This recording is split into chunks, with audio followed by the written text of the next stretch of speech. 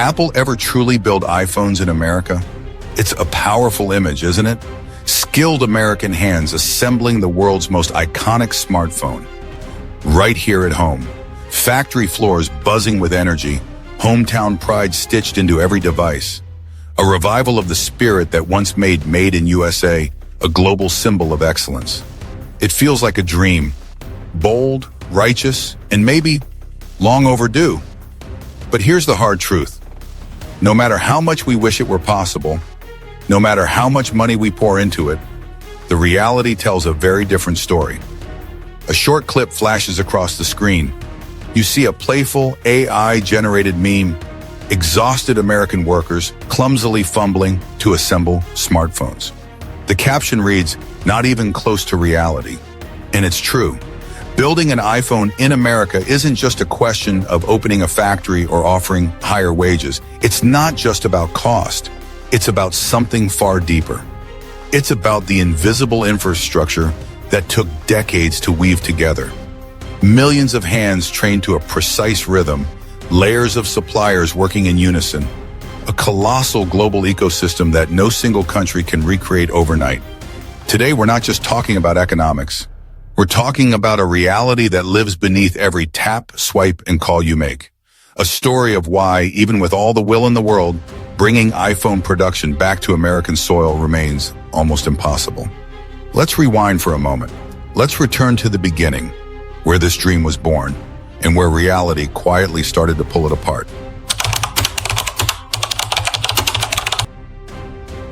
Have you ever noticed how some dreams sound simple until you try to make them real? Back in 2018, President Donald Trump launched what would become one of the most aggressive trade wars in modern history. The goal was clear: bring manufacturing back home. Make America once again the beating heart of global production. It was a bold promise, one that struck a deep chord with millions of Americans who remembered a time when Made in USA wasn't just a label. It was a badge of honor. The plan was to use tariffs, hefty ones, to pressure countries like China and to encourage American companies to build their products right here. In theory, it made perfect sense. Level the playing field, bring jobs back, restore American strength. And for a moment, it felt like maybe, just maybe, it could work. But then reality started to set in. And nowhere was that reality clearer than in the case of Apple. Apple, the crown jewel of American innovation. If any company could have led the charge back to domestic manufacturing, surely it would have been Apple. And yet, when the tariffs hit, Apple didn't move its iPhone production to Texas or Ohio.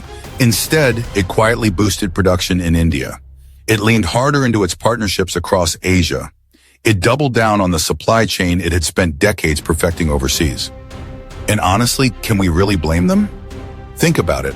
If you're running a business responsible for billions of dollars in sales and you have a choice between staying with a system that works flawlessly or tearing it all down to start from scratch, risking delays, higher costs, and lower quality, what would you do? I know if I were in their shoes, no matter how much I love my country, I would have made the same decision. Because in the end, patriotism can stir the heart, but logistics rule the world. This wasn't about loyalty. It wasn't about ideals. It was about survival. Apple's case revealed something deeper that many people didn't want to admit. Bringing back manufacturing isn't just about policy. It's about systems, supply chains, skilled workers. And those take decades, not election cycles, to rebuild. And that's just the start of the story. Because once we dig into the intricate, almost invisible machine behind the iPhone's creation, we realize that moving production to America isn't just hard, it's almost unimaginable. So let's pull back the curtain even further. Let's take a look at the secret moves Apple made to keep the iPhones flowing into American hands, and what that tells us about the real balance of power today.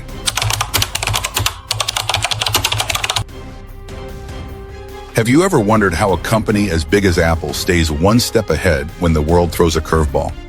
When the tariffs hit, many companies panicked. They scrambled to figure out how to absorb the extra costs or pass them on to customers. But Apple? They didn't panic. They planned. Behind closed doors, Apple quietly launched one of the most ambitious supply chain maneuvers in its history. Instead of waiting for problems to hit, they built a secret bridge, straight from India to the United States. Between March and early April of that year, at least 6 massive cargo planes lifted off from Chennai, India. Each plane carried around 100 tons of precious cargo. iPhones, fresh off the assembly line, ready to hit American shelves. Altogether, that's about 600 tons of iPhones shipped under the radar, ahead of the tariff deadlines. And they didn't do it alone. Apple's suppliers in India, like Foxconn and Tata Electronics, ramped up production like never before. They added extra shifts, even worked through traditional holidays to meet Apple's surge demands. Factories that usually slowed down during festival seasons were now operating at full throttle. The Indian government wasn't just a bystander either. According to reports from Reuters and Bloomberg, officials fast-tracked customs processes, slashing clearance times from 30 hours down to just 6. They were clearing the runway, literally and figuratively, for Apple's strategy to succeed. Now here's where it gets personal for me. When I read about this operation, I didn't feel angry, I felt impressed, because it showed me something critical. In today's world, success doesn't just belong to the strongest or the richest. It belongs to those who can adapt the fastest. And Apple didn't just adapt. They redefined the game on the fly. Sure, we can argue about whether companies should stay loyal to their home countries. But from a business standpoint, Apple's move was nothing short of a masterclass in global strategy. And it also highlights a sobering truth. The iPhone may be designed in California, but its survival, its very ability to reach our hands, depends on a global dance that no single country can perform alone. Now that we've seen how Apple outsmarted the tariffs, let's dive even deeper. Let's explore why, even with all this effort, moving iPhone production to the US isn't just challenging, it borders on the impossible.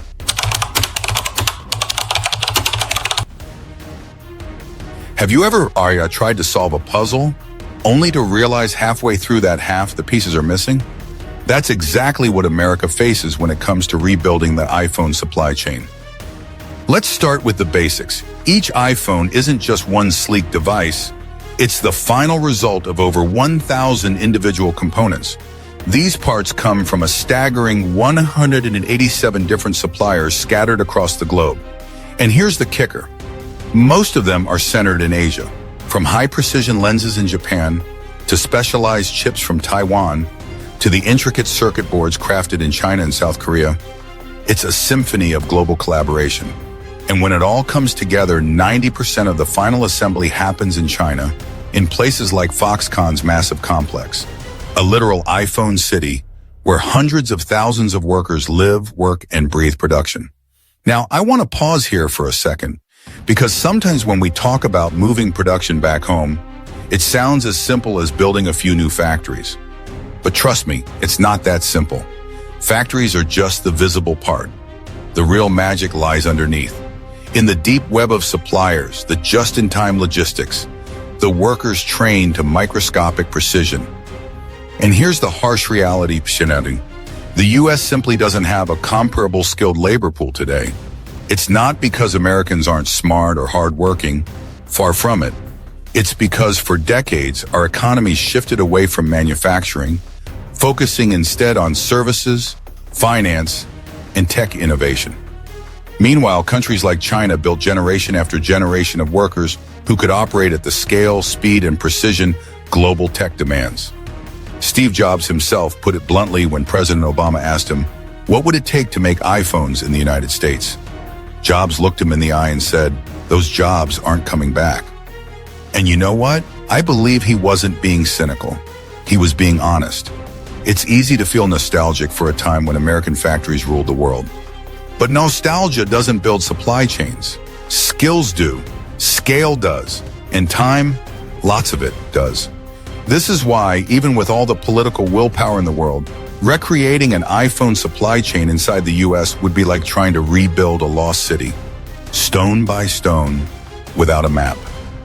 And that's only half the challenge, because even if we somehow found all the pieces, the factories, the workers, the suppliers, there's another cold reality waiting for us. Let's talk about the economics. Let's talk about what it would actually cost to bring the iPhone home.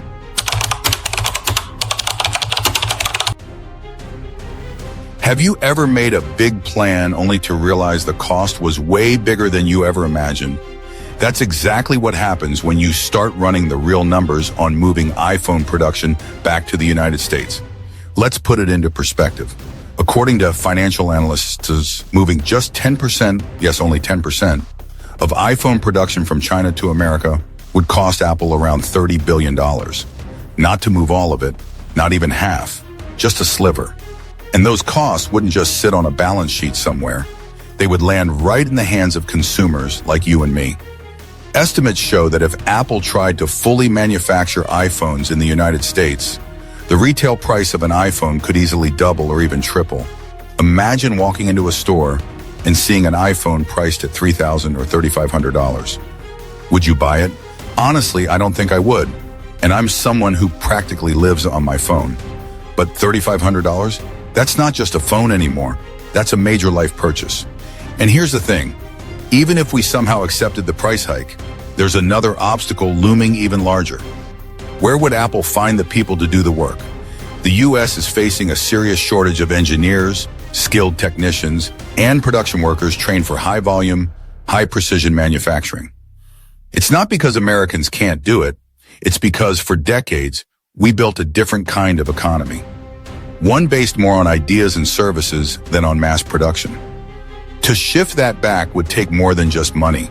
It would take years, maybe even a full generation, to rebuild the training systems, the apprenticeship models, the culture that values and rewards precision manufacturing at scale. And meanwhile, global competitors like China, Vietnam, and India aren't standing still. They're investing, scaling, innovating, faster every year. To me, this is one of the cold, hard truths about the global economy. It's not just about patriotism. It's about math. It's about infrastructure. It's about what's practical, not just what's ideal. And understanding that doesn't make us less patriotic. It makes us smarter, more strategic, and better prepared for the future. Now, if moving production back home sounds this daunting, you might wonder, where is Apple turning instead? Who's stepping up to become the next manufacturing powerhouse alongside China? Let's talk about that. Let's explore how countries like Vietnam, India, and Malaysia are quietly reshaping the future of technology manufacturing.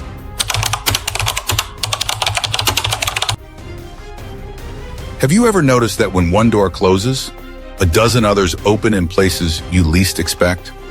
As the trade war pressures mounted, Apple knew it couldn't put all its bets on China anymore. And so, quietly but strategically, they began building what's now called the China Plus One strategy. The idea was simple but powerful. Stay strong in China, but add at least one more country to the mix, just in case things went sideways. Enter Vietnam, India, and Malaysia. These countries didn't just show up by accident. They were the result of years of groundwork, investment, and training, preparing for the day when global companies would come looking for alternatives. Take Vietnam, for example.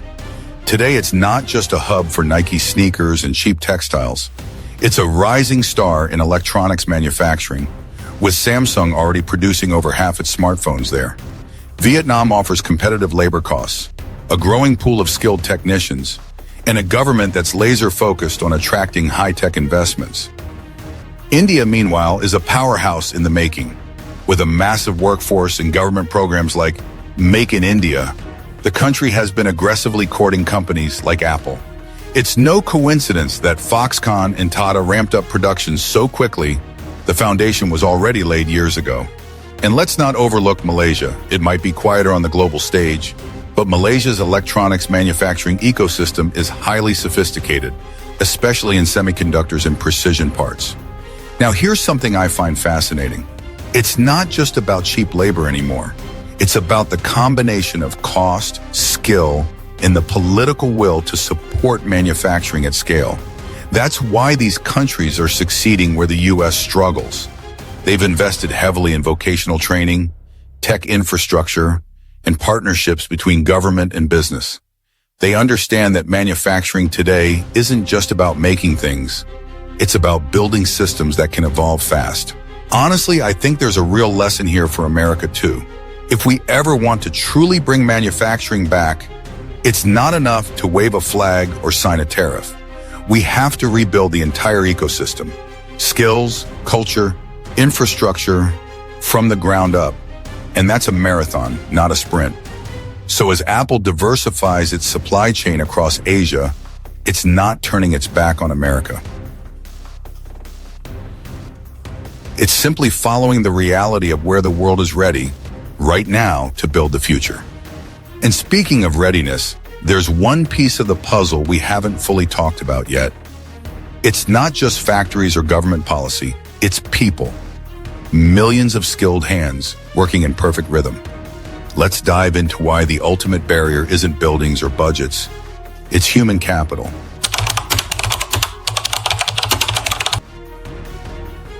Have you ever tried building something big, only to realize you didn't have enough hands to finish the job? That's exactly the challenge Apple, or any company, would face if they tried to fully manufacture iPhones in America today. It's not just about finding land for factories. It's not just about investing billions in shiny new equipment. It's about people.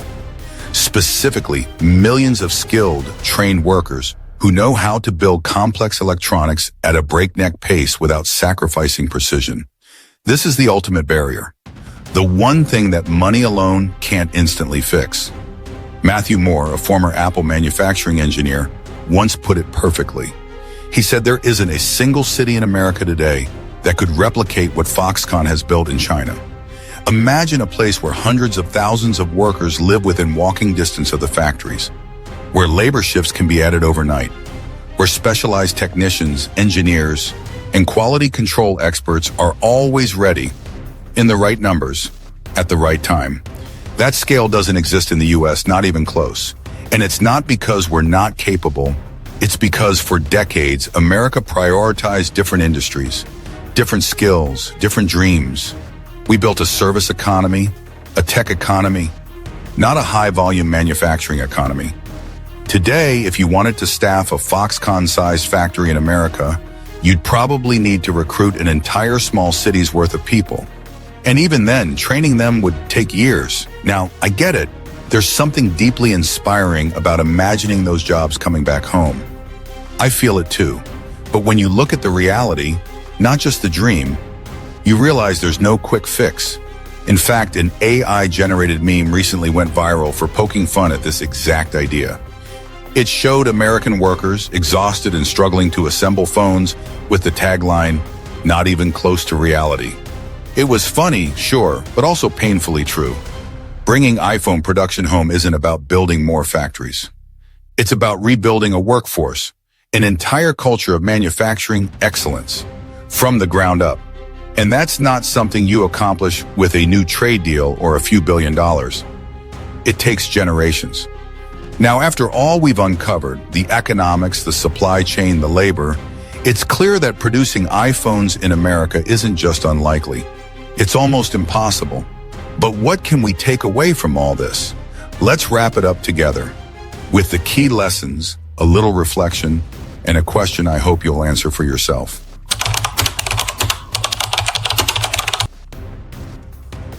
As we come to the end of this journey, let's take a moment to reflect on what we've uncovered together. We've seen that behind every iPhone lies a massive, intricate supply chain, one that spans continents and connects thousands of suppliers. We've seen how it's not just about money or factories, but about millions of skilled hands working in perfect synchronization. We've understood that trying to rebuild that system in America would cost billions, and could easily turn your next iPhone into a $3,500 luxury item. And perhaps most importantly, we've realized that while the dream of Made in America is beautiful, the reality is far more complicated. It's not about lacking patriotism. It's about facing the truth with clear eyes and asking smarter, harder questions about the future we want to build. So now I want to leave you with a thought. Would you really be willing to pay $3,500 for an iPhone made in America? Would you be ready to accept slower innovation, higher costs, and years, maybe decades, of rebuilding from the ground up? Or Is the smarter path learning how to build new strengths, investing in new skills, and embracing a global future without losing who we are? I'd love to hear what you think. Drop your thoughts in the comments below. I'm genuinely curious where you stand after hearing all this.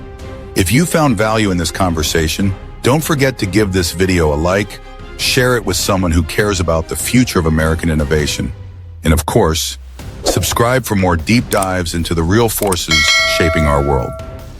Thanks for spending your time with me today.